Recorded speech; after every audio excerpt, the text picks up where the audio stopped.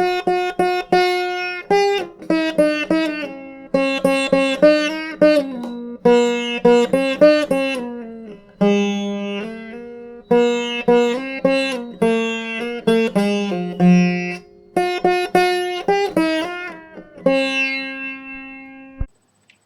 students and friends, welcome to Design Thinking Web Series 8. In the last web session, we discussed about IDEO design thinking insights phase along with a few case studies. I hope you had an opportunity to participate into the activity given in the last session. Now, in this web session, we are going to discuss about the third phase of IDEO design thinking, which is called as an ideation phase. We'll also discuss about a few case studies, and I wish you all participate into this activity enthusiastically and energetically. What exactly is an ideation? Ideation is the phase where you generate multiple ideas and potential solutions through multiple sessions. Among all phases, this is the most exciting, fun-filling, spirit-rising, and most complex as well. While executing this ideation phase, there are few assumptions which we all need to adhere to. Let us hear these assumptions now. The first assumption is idea is not to discriminate any idea. The second assumption is there are no bad ideas and there are no good ideas. Every idea has a value and every idea has to be given that level of importance. During this particular phase, in the beginning, there should not be any limit to the number of ideas generated. As we progress, anyway, we are going to converge some of these ideas, but in the beginning, it should be completely explored and open-ended. The another important aspect of this ideation is there should be cohesion among all the participants. Every team member's idea has to be valued and given equal importance to all team members. Ask right questions and tap the right idea. This is a very critical assumption. The ultimate goal of this ideation phase is uncover the unexpected areas of innovation.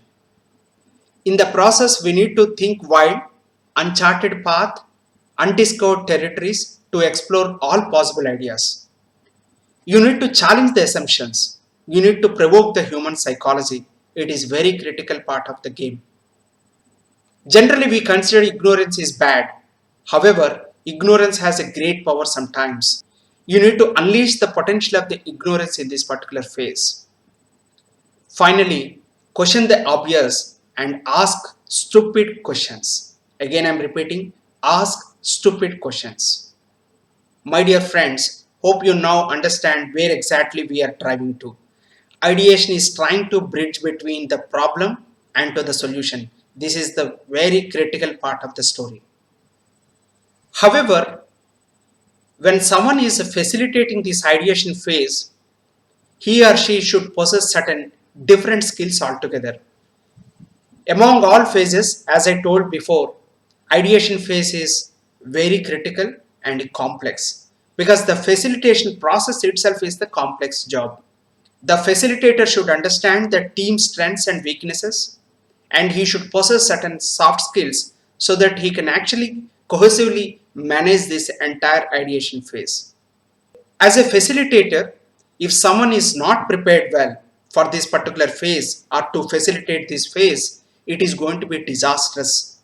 Hence, the facilitator should be completely prepared. Otherwise, it is going to damage the perception of the ideation phase itself, the cohesion among the team members, and overall the project itself. As it is going to be that critical, let me share one contest or let me demonstrate a contest so that you understand how exactly it has to be started and how you can actually facilitate. This demonstration may not give you a complete process, however, it will give you a head start so that you can start facilitating this ideation phase. Let me share the entire contest and how the facilitation took place in that particular contest. It was a Friday afternoon, November 4th. Rainy season was officially ended. Weather was pleasant. Saturday and Sunday are going to be holidays for the students. Students in the school are really energetic and excited and they are all enthusiastic. Looking into the energy and enthusiasm of all the students, teacher decided to cancel the class, the regular class, and she decided to conduct an ideation session or ideation competition for all the students. Teacher requested students to arrange the benches in a semicircular way so that each bench can be viewed from the other bench. Students were divided into multiples of 3 and they sat together in each of these semicircular benches. Teacher is now setting the contest before ideation competition starts. The teacher was saying like this: My dear students, India's total forest and tree cover stood at 80.73 million hectares, which is 24.5% of the geographical area of the country. However, there is still a long way to go. One of the facts is there is a decrease in the forest area in the northeast region. Teacher says there is a lot of dependence on fuel wood, small timber, and bamboo, as more than 1,70,000 villages out of 6,50,000 villages in India are located in the proximity of the forest. These villages need more bamboo. Today, bamboo is grown on 10 million hectares, which is considered to be at 13% of the total forest cover in India. 8.6 million people are dependent on bamboo for their livelihood. They are producing more than 5 million tons of bamboo per year. Together, it is generating $4.4 billion business out of this whole bamboo products in India alone. Hearing this topic and hearing this discussion, hearing this contest, students got really excited to discuss about bamboo and bamboo applications. Teacher asked the students, My dear students, how can we increase the forest cover? This is a question raised to all students. Students replied that seed more trees, ma'am. Then teacher asked again, what type of trees grow fast? There were multiple answers, but one of the groups have responded that bamboo is going to be the faster than any other trees, ma'am. At this point of time, student asked a reverse question to the teacher that how much time a bamboo takes to grow completely. Teacher told it takes approximately 3 to 4 years time. Again, some of the students asked how much it would grow per day, ma'am. Teacher told one of the species of a particular bamboo grows at a rate of 91 centimeters per day. This particular species is the fastest growing bamboo on the planet, probably a tree on the planet itself. This particular species can grow up to 164 tall and the width could be almost like a 12 to 20 inches. Student asked, is bamboo is not one particular species? And teacher responded, no. There are 1,000 varieties of bamboos, 1,000 species of bamboos. They are all growing at multiple rates. Looking into the participation, looking into the energy and enthusiasm of the students, teacher asked, can we have an ideation challenge now on a bamboo and bamboo applications? All groups told unanimously that yes ma'am, let's have the challenge. The teacher requested each group should share one idea, one application of a bamboo for real-time use.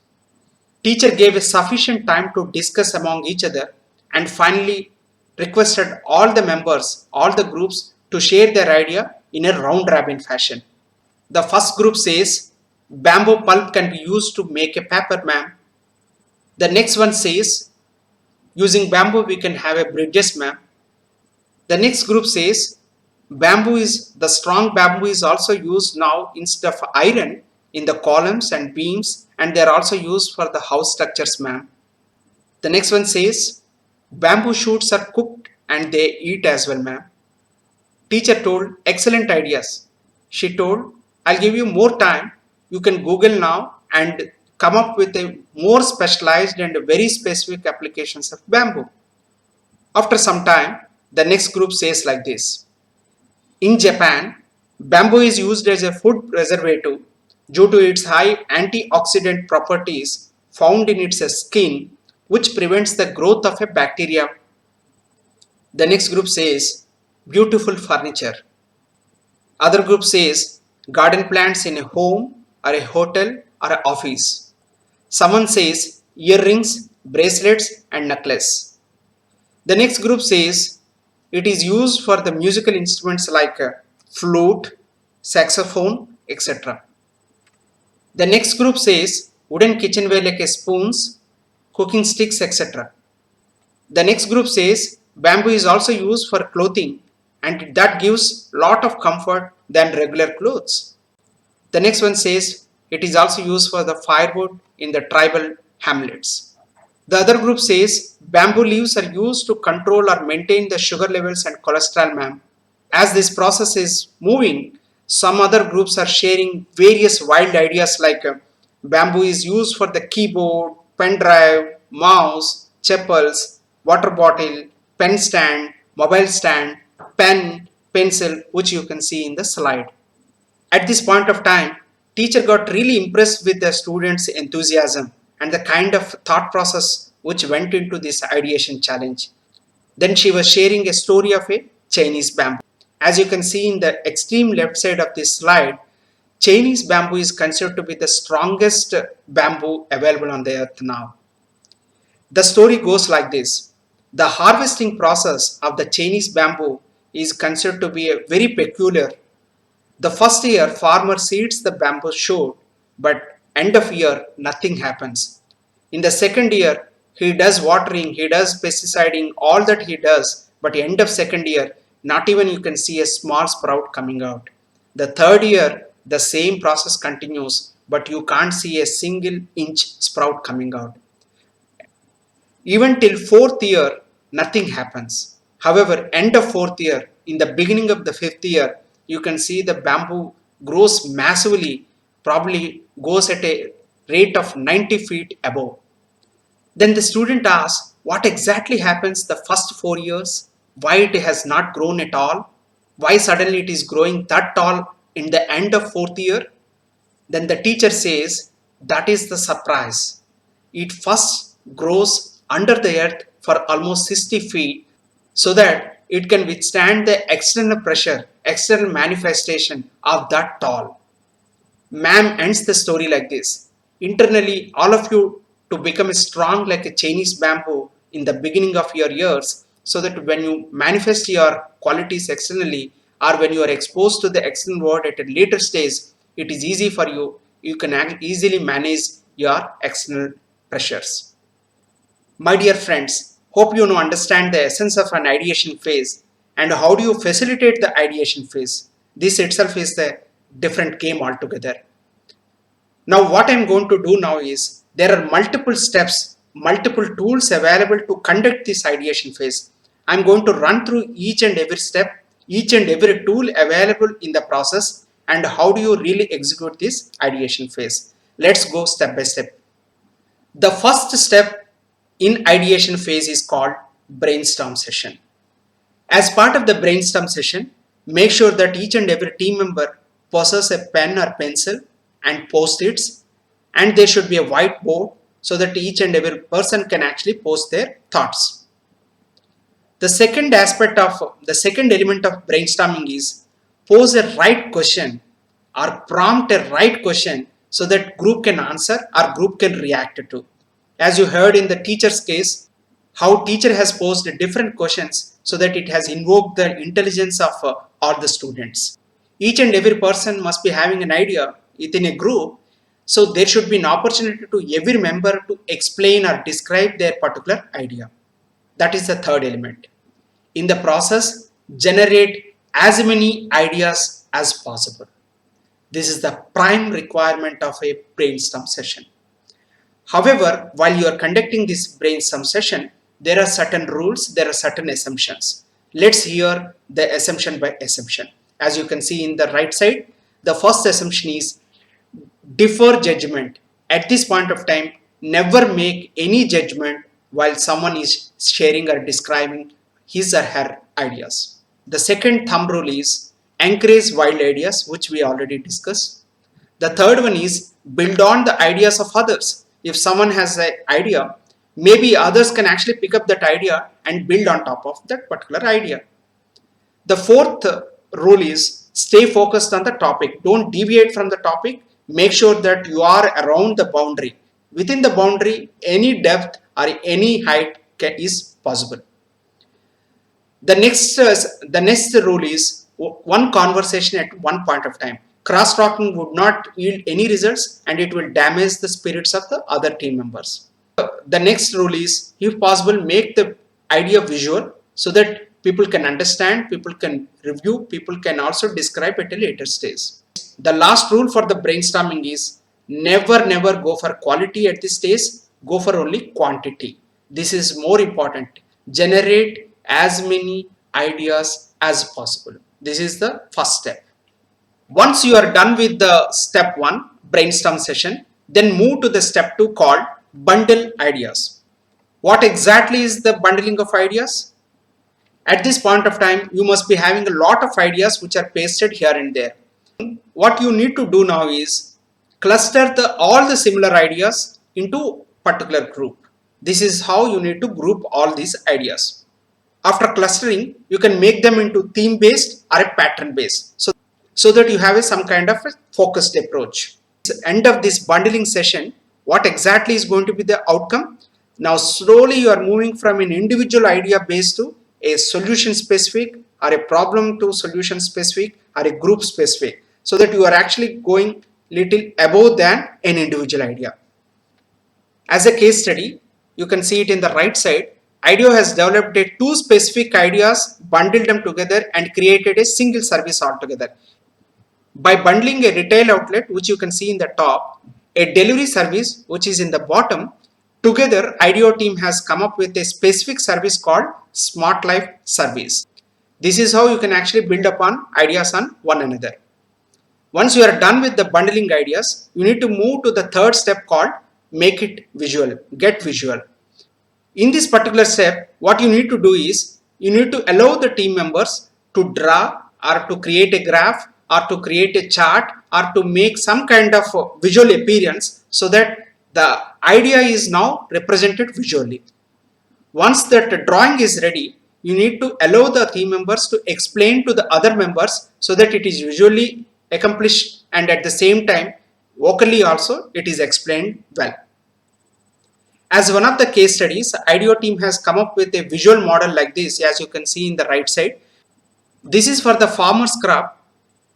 Each of the farmers are requested to showcase like this how many seeds are actually getting spoiled, how many seeds are kind of distributed to the other neighbors, how many seeds are actually going to the market. They need to give that entire visualization in terms of quantity as well. This is one exercise they have done as part of this get visual step. Once you are done with the get visual stuff, the next step is called mashups. At this point of time, we are getting into a little complex process. What exactly is the mashup? Mashup is to make two existing brands or concepts to explore a new idea altogether. As part of this exercise, now you slowly have to bring the quality into the place, right? Is it efficiency or a speed or a cleanliness or a glamour important to your particular solution? If so, write it on a post-it and paste it on a wall. Then you need to really brainstorm some real-world examples of various businesses or various brands or various services that embody the quality aspects, and see if you can fit that quality into your solution. And again, you need to do this brainstorming session using your mashup question of the quality question and other aspects of the brand or any other solution, and see if you can fit into your solution. Finally, you need to take up your mashup question and brainstorm again and see if your idea can be rewritten and post it on your wall. As we move to the next step, which is again most critical one, where you need to apply or employ some of the design principles to your whole process. These design principles are going to give you most important elements of your solution. It gives an integrity and form for what you are trying to design. The trick here is what kind of design principles you have actually formulated for your solution is going to be a most critical step in this process. For example, the design principles could be like this: talk like a people talk, keep women at the center of the business. However, you need to avoid certain low-level design principles like the logo is blue or the logo is purple. All that you need to avoid. In the right side, you can see a case study of an IDEO which they have done this exercise for a Benjo's Family Foundation. As part of this exercise, they have come up with a 7 design principles for their project. As part of this project, they are supposed to bring some kind of design principles. The project is for the communication campaign to encourage parents to engage better with their kids. This is the whole project. Some of the design principles which they have articulated for this particular project are like this. We withhold judgment is the number 1. We speak in the voice of the prayers. We aim for more and better, not most and best. We go where they are. We celebrate the identities they embrace. We are not afraid to talk about science. We don't forget the kids. These are the 7 design principles which they have formulated for their campaign project. For example, we withhold the judgment. The objective of this particular design principle is our message is heard and accepted when we are positive, not corrective, when we are engaging with parents is what is an objective is about. For example, we speak in the voice of their peers. For this, the objective is like this. Whatever we create looks like it comes from the parents itself. For example, we aim for more and better, not most and best. For example, some unattainable goals are not applicable to all parents. We will make sure that the goals are mostly acceptable and attainable by most of the parents. The next design principle is we go where they are. Their primary objective is to make interaction easy and enjoyable. We celebrate the identities they embrace. We don't want to get into the identities like a teen moms, black moms, single moms, working moms, etc. So we want to make sure that it is completely aloof from the identity itself. The next objective is we are not afraid to talk about science. Whatever we do the research or whatever the outcomes are coming more scientific than more of a perceptions. The final design principles they employed here is we don't forget the kids. While this whole communication is for the parents, we also consider the kids' point of view and ensure that the communication program is seamless between the parents and kids. Once you have designed your own design principles for your project, the next step is to create a concepts. In this particular step, first you need to take all the ideas which you have bundled, which you have already done in the previous step. Once you are done with your bundling of your ideas, create certain frameworks. You already discussed how to develop a framework in the last web session. After that, you apply again these design principles on those frameworks and make a trial and error. Finally, you create a certain concepts which you are going to deal with. Once you are done with the concepts, the next step is to create a co-creation session. End of the day, the design which they are going to use are going to tell you more, right? So try to invite those people to your session and see how they react to your particular thought process. In this step, it is very important to identify whom you are going to invite for this co-creation step. The best participants would be the people who are already interviewed by you in the beginning. In the co-creation step, make sure that you use some kind of conversation starters, brainstorms, role playing, rapid prototyping, or any other activities where the group can be really positively engaged. Capture all the feedback of the participants and ensure that that feedback would be again employed in. Once you are done with the co-creation session, the next step is to ensure that whether it works or not. It is called as a gut check. Cull out all the promising ideas and try to distill them to their core essence. The next step is to list out all the constraints and barriers connected to these ideas. Again, conduct another brainstorming session and see if some of the ideas can be knocked off. Don't worry Don't get emotional to your ideas. Even if some ideas go away, that is absolutely fine. However, you need to ensure that idea is really promising and it is closer to the reality. Once you are done with the get check step, the final step as part of this process is determine what to be prototyped and what not to be prototyped. This is the final step in this particular phase before you move to the implementation phase. With all your team member, write down the key elements of your idea. Number one, if you want that prototype to be more of an interaction, maybe you can have a role play or a skit kind of thing. Suppose if the prototype is more of a logo presentation, maybe print it on a t-shirt and showcase the t-shirt. You can do small step before you actually go for a real prototyping. And also this step again recommends or advocates another brainstorming session before you take the entire learning to the next step. My dear students, hope you got the essence of the ideation phase and how to run through all these 9 steps successfully. Just to recap or just to summarize visually, let's go through this couple of slides so that you can recollect what you heard. The first assumption is if you want to have a good ideas, you must have many ideas, as you can see in the slide. The next important element which we discussed is defer judgment, never make any judgment at any point of time. Third important element of this particular phase is encourage wild ideas, get into uncharted paths and unexplored territories of any domain or any connected domain. The fourth important element in the entire process is build on the ideas of others so that you can actually kind of connect each other and make sure that you really bring closer to the reality. The next important element of this particular phase is stay focused on the topic. Don't get deviated even if it is slightly slipping off. Ensure that again they are all come back and focused on the solution. The next important tip while you are conducting the brainstorming session is one conversation at a time. Ensure that this is very strictly followed. Otherwise it becomes a very chaotic and marketplace which you can never yield any good results out of it.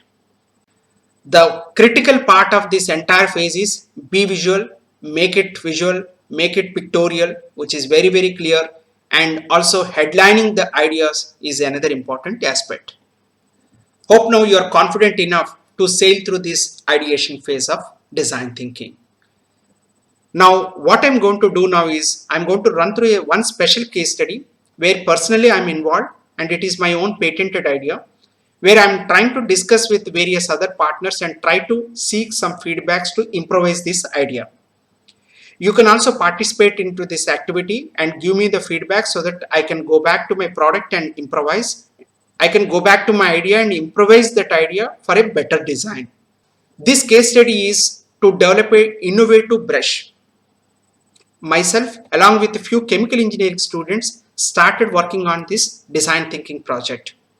The contest is like this. We want that brush should be low cost, more durable, green material and should able to recycle it. As you can see in the slide, the problem is very grim. There are 1 billion toothbrushes are thrown away every year in US alone. You can imagine the whole world how much we are accumulating. More than 50 million pounds of toothbrushes are added to the landfills and which are never to be recycled. Recently, a female albatross was carrying a toothpaste to her cheek as part of her process. You can imagine the seriousness of the environmental issue as well. The manual toothbrushes are made from a polypropylene plastic and nylon, which are sources for the non-renewable fossil fuels. So this is the problem. The problem is 3.5 billion reasons why a sustainable toothbrush should be a big business as well. The problem is there are around 7 billion population on the earth. Assuming 50% of them use a plastic toothbrush, there are around 3.5 billion population using the toothbrush. Assuming they are using at least 2 per year is taking up. There are around 7 billion toothbrushes are going to the landfills, which is the major opportunity as well as a problem as well. Let's go to the business case. As you can see in the slide, 50% don't use toothbrush and 28% brush twice a day in India, right? I think this itself is the market. Oral care industry in India is almost 4,200 crores annually. You can see how big this market is going to be. In India, 700 million toothbrushes are sold every year. Market size is almost 700 crores, assuming that each brush costs around 10 rupees. Rural India is still using the miswak or neem twigs for brushing. So this is the other side of the coin. Looking into this market and the kind of problem which we discussed, the idea is to develop a biodegradable toothbrush using the bamboo as a base, and the bristles could be from either from miswak or from neem or other twigs which we generally use locally. We call it as a HG brush, means herbal green brush. We did a lot of research, we conducted multiple brainstorm sessions, and we made some kind of phased approach to develop this whole thing. As part of the phase 1, we developed a bamboo based base and the bristles are still plastic. As we went to the phase 2, we developed the bamboo brush and the bristles are from the neem and miswak which are locally available. As we move on to the third phase, we made a plug and play of the brush. The head part can be removed from the bottom part so that the waste of the bamboo itself also can be reduced. This is the place where we got stuck up because the bristles are becoming hard. Every day we need to dip into water so that it becomes a softened. So this is the simple design which we made up with. You can see the plug and play part of some of the designs. This is a simple product which we made. You can see the design, the plug and play part you can see in the top. These are some other models which we generated as a process. And this is exactly the product which we made. You can witness the bristles, they became hard now. As I told, the problem is soaking for 10 to 15 minutes in water before use is what I think is the issue which is the place where we got stuck up. Hope you now understood the essence of this entire case. The idea here is to showcase how we went through a multiple phases, how we applied certain design principles, how we brainstormed, finally where we have come up with and where we got stuck up. As you have done similar exercise in the previous web session, you need to fill up all these 4 quadrants. You need to list out a few observations which we made as a team or few insights which we developed over a period of time, and possible ideas we came up with and few other possible solutions which we could have thought through. You need to fill all these 4 quadrants and try to bring some feedback to us so that it also encourages us to improvise the product which we are working on.